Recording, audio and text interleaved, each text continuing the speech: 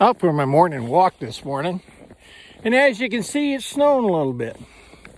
It's not the last snow of the year, I really doubt, but it could be. But it's snowing like 10,000 whatevers. My wife says I curse too much, and I shouldn't post stuff on Facebook like that, but you know what?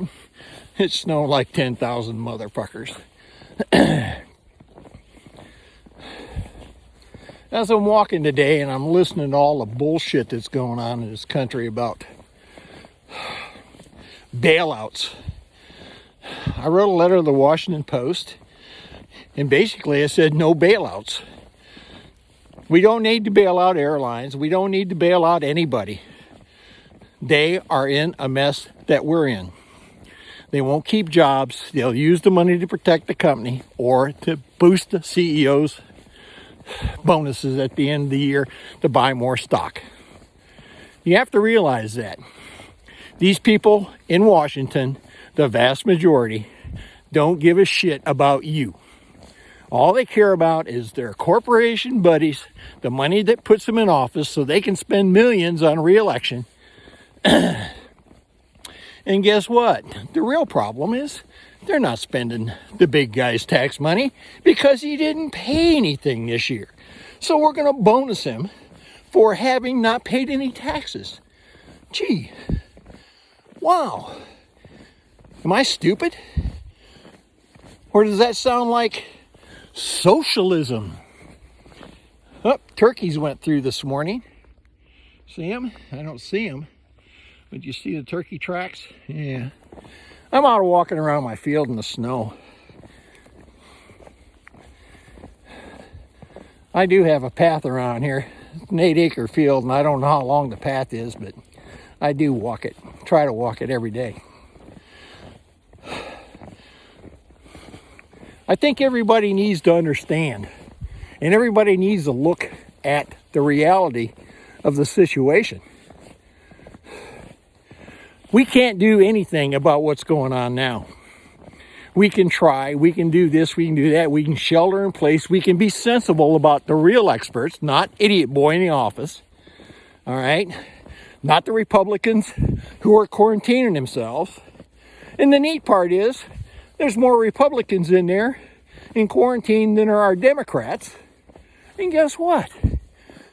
They can't vote if they're in quarantine. They cannot vote. So what are they going to do? Stay in quarantine or come vote for their buddies? Well, Democrats, you got the upper hand. And I suggest to you right now, go for infrastructure. Plan for the future. Don't wait. Don't wait for anything to go farther in the hole. Just plan for the future, because what you do is you give hope to all of us. There is an end. There is a future. And that future needs jobs. Infrastructure. If we spend $1 trillion on infrastructure, we could build water treatment plants. We could build, oh man, think about water treatment. We could repipe all of Flint for a fraction of that. We can make water treatment plants up to date and very effective. We can do wastewater, we can do roads, we can do bridges, we can do airports. So the airplanes, after they want to bail them out, can have some place to land that's really nice. This we can do, all of us. But to bail out any corporation, to boost their stock, all right, so that people who are in the stock market can make more money or get some of their money back. I will agree about one thing about this. Our pensions could be in jeopardy too. But hopefully, one of the few things that our local union did really good over the years, my local union I should say, was take care of our pension. I can thank John Summers and I can thank Dave Swetlick for that. All right, they made sure our pensions were secure. That's a good thing. NEBF is secure, pretty much so. Social Security, that's my goddamn money. You keep your hands off of it, assholes. That's my money, not yours.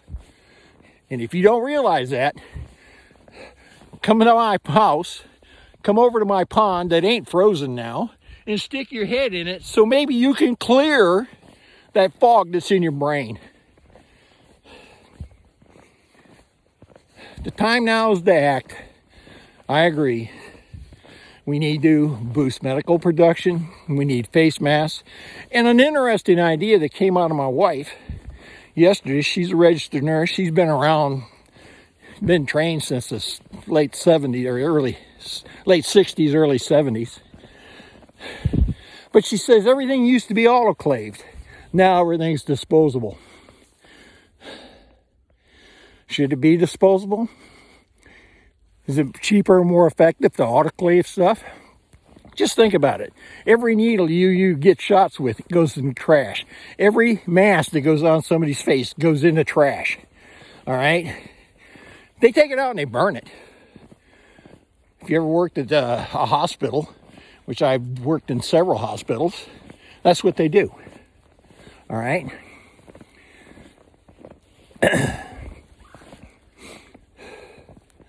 So if we look at things, maybe the old ways were better because some corporation wasn't going, buy my needles, you can just throw them away. You don't have to waste money autoclaving them.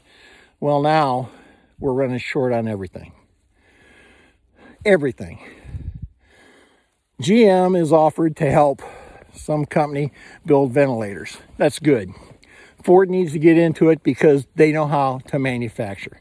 They know how to manufacture better than any of them. Ford, Chrysler, GM, at their heart of everything, they manufacture.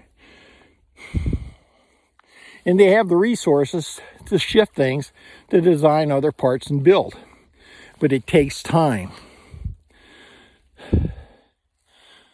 Proper planning prevents piss poor performance, and believe me, Murphy's Law applies to everything. If it can't happen, it will, and guess what? It just happened.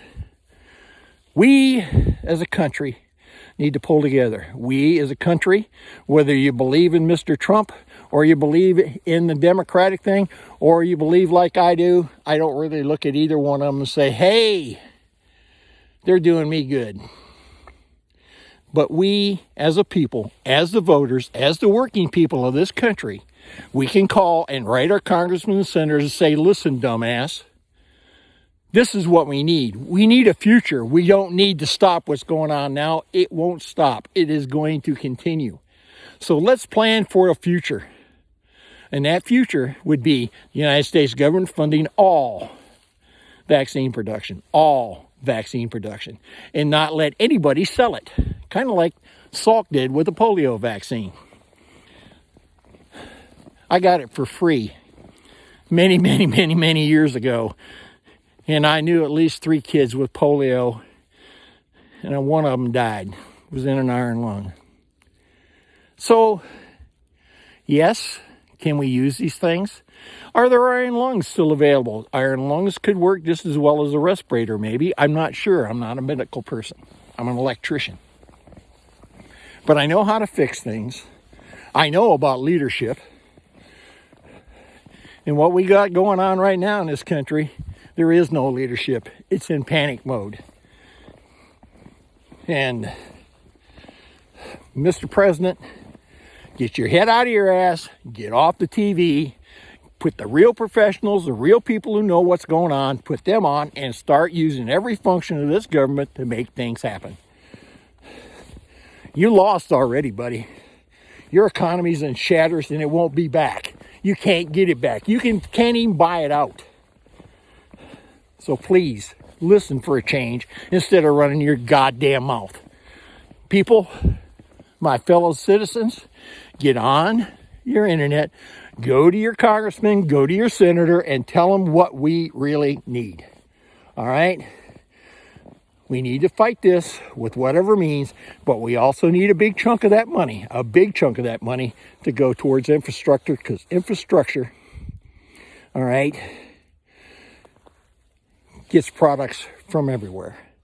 Also, along with it, let's renew Davis-Bacon, prevailing wage, and say that any project federally funded, whether it's in a state, if it's got federal money on it, whatever, required to have prevailing wage.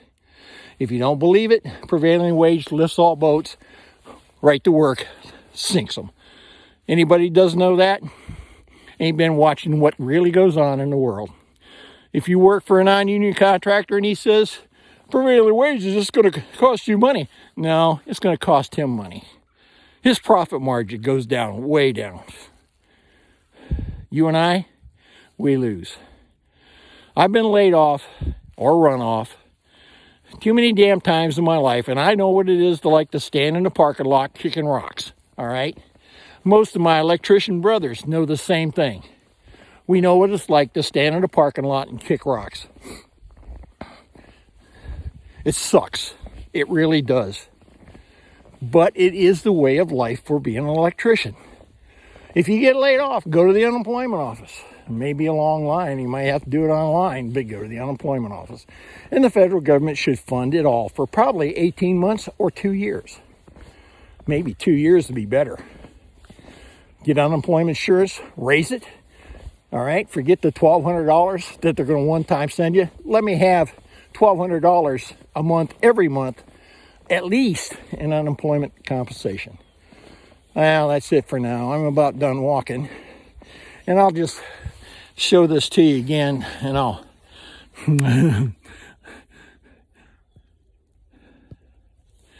and I'll just turn the phone around and say, look at this. It's pretty. And it'll be gone by about 2:30, 3 o'clock this afternoon. But for now, it's snowing. And it's going to continue to snow. It'll continue to snow very off and on, probably till at least the middle of April, maybe longer. The planting season here starts Mother's Day for gardens and stuff. So, what's that, third Monday in May? So enjoy what you got. Enjoy your children at home. Speak to God. Talk to our Creator. I don't say pray, talk to Him. Because God, our Creator, will give us guidance. You may think you got to pray, you got to ask for stuff. No, don't ask for it. Just say, what are we going to do, Lord? And think about it. He will give you an answer. Have a great day. I love the United States of America. I love my union. I love all my union brothers. And the last thing I say when I sign off is go Navy, go Seawolves.